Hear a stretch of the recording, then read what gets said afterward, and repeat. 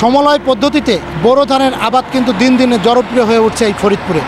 চলতি বছর 100 একর জমিতে এই বোরো ধানের আবাদ করা হয়েছে। বিশেষ করে এই ট্রেতে করেই কিন্তু বীজ তৈরি করা হয়েছে এবং সেই বীজতলা রাইস ট্রান্সপ্লান্টমেন্ট মেশিনের মধ্য দিয়ে কিন্তু এই আবাদ করা হয়েছে এবং রোপণ শেষে আজকে কিন্তু এই হারভেস্টার কম্বাইন্ড হারভেস্টার মেশিন দিয়ে কিন্তু এই ধান কাটা হচ্ছে। মেশিনের মাধ্যমে যে বোরো ধান রোপণ করা হয়েছে আর মেশিনের মাধ্যমে কাটার পরিপ্রেক্ষিতে আমাদের কৃষকের অনেক সাশ্রয়। মেশিনের সাহায্যে আমরা যেভাবে করছি তাতে আমরা শ্রম, সময়, আমাদের সব দিকে সাশ্রয় হয়েছে, টাকাও সাশ্রয় হয়েছে।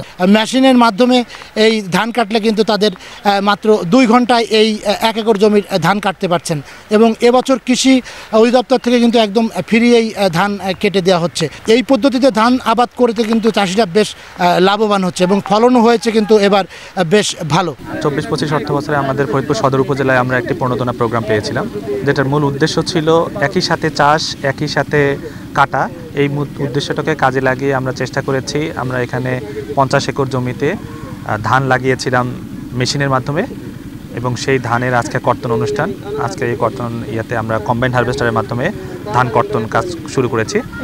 তো মূল লক্ষ্য হচ্ছে আমাদের যে লেবার ক্রাইসিসটা আছে সেই লেবার ক্রাইসিসটা দূর করে দেওয়া।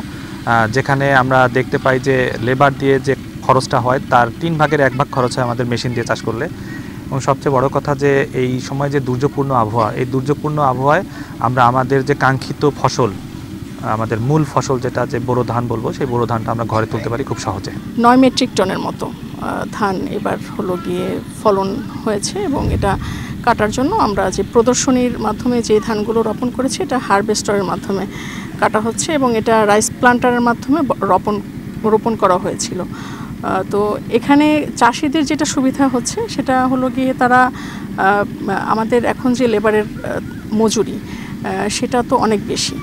এই হারভেস্টার দিয়ে কাটার কারণে তাদের এই লেবারের মজুরিটা কমে যাচ্ছে, যে কারণে ধানের যে খরচটা রোপণের সময় এবং এই কাটার সময়ে, তারপরে এর বাইরে যে ধান মাড়াই করতে হয়, এই টোটাল খরচটা কমে গেছে। সমলয় পদ্ধতিতে ধান চাষে তাদের কিন্তু সময় বাঁচছে এবং পরিশ্রম কম হচ্ছে, পাশাপাশি কিন্তু অর্থও কিন্তু তাদের বাঁচছে।